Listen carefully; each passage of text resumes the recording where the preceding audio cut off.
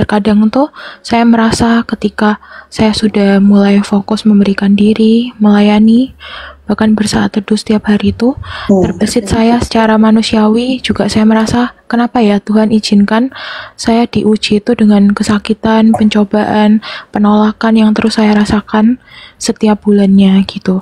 Dan kira-kira menurut pendapat Kak Elia sendiri tuh gimana sih Kak cara kita tetap kuat dan menang melawan peperangan rohani atau spiritual war yang sedang saya alami saat ini?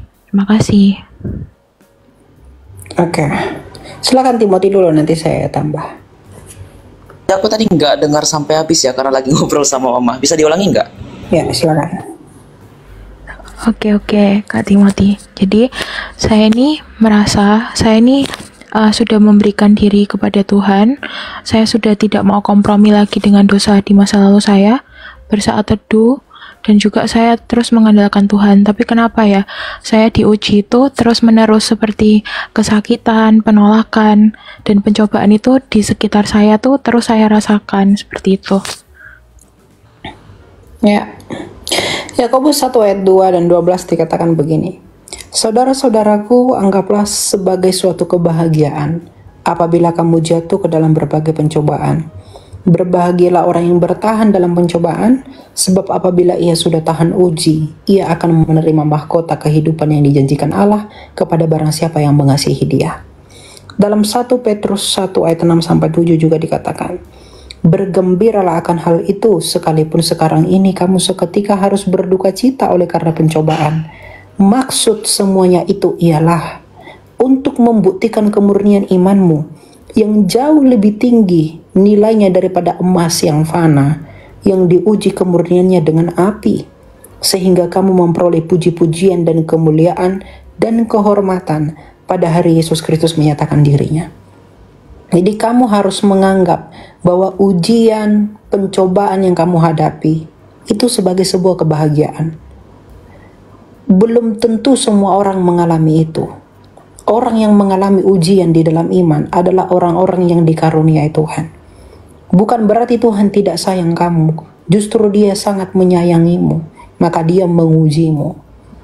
Kalau kamu seorang guru, kamu tentu sangat menyayangi muridmu, maka kamu menguji dia untuk mengetahui apakah dia sudah tahan uji atau tidak. Maka Tuhan pun begitu, agar kamu sadar. Dan kalau Tuhan itu tidak buat kamu di dalam penderitaan, bagaimana kamu tahu bahwa Dia satu-satunya obat yang kamu butuhkan? Kadang Dia menempatkanmu sendirian di tempat terdalam, agar kamu tahu bahwa tidak ada yang kamu butuhkan selain Dia. Jadi berbahagia di dalam pencobaan dan ujian. Dan karena pencobaan yang kita alami itu tidak pernah melebihi kemampuan kita, kata penulis surat Ibrani. Jadi kamu harus bangga. Kamu bilang kamu tinggalkan dosamu, kamu harus bangga. Itu lebih berharga menurut Rasul Petrus daripada emas. Imanmu itu jauh lebih berharga. Karena untuk apa kamu punya seluruh dunia tapi kamu tidak punya hidup?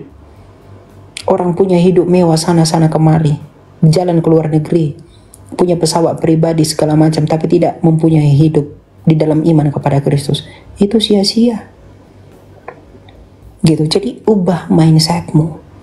Dunia ini memang akan berusaha menarikmu lebih keras kalau kamu ikut kerajaan Allah.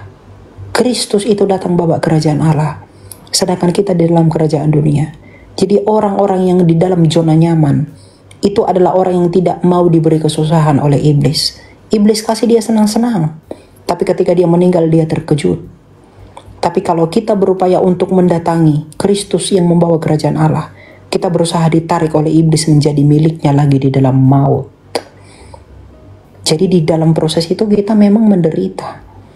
Coba kamu lihat para rasul. Mereka semua menderita demi iman. Jangankan mereka, teladan kita, Kristus Yesus. Dia juga menderita.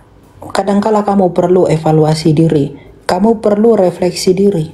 Kalau Yesus saja yang tidak berdosa, Yesus saja yang tidak punya salah, tapi harus mengalami penderitaan, layakkah kita mengeluh kita orang berdosa dan mengalami penganiayaan? Kalau Tuhan Yesus yang tidak berdosa mengalami penganiayaan, siapakah kamu, orang berdosa tapi mengharapkan tidak mengalami kesusahan? Jadi berbahagialah di dalam pencobaan itu. Karena tidak semua orang yang bisa mengalami itu. Orang yang di dalam zona-zona nyamannya itu tidak pernah lebih berharga daripada kamu. Karena imanmu lebih berharga dari emas, dari segala sesuatu. Itu yang terpenting.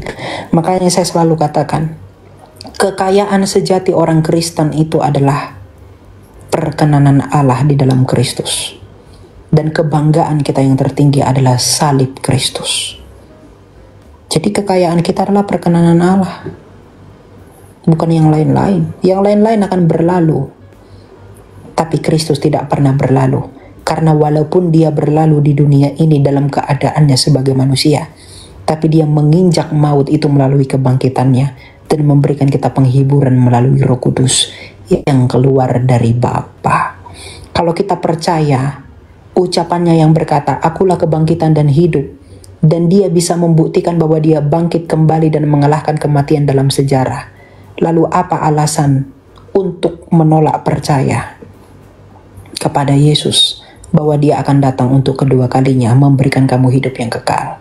Kalau dia bisa membangkitkan dirinya sendiri dari kematian, apa alasan untukmu ragu bahwa dia tidak bisa membangkitkanmu dan memulihkan kamu? Karena tujuan kamu bukan di dunia ini dalam keadaan berdosa dan penderitaan, tapi kekekalan di masa yang akan datang.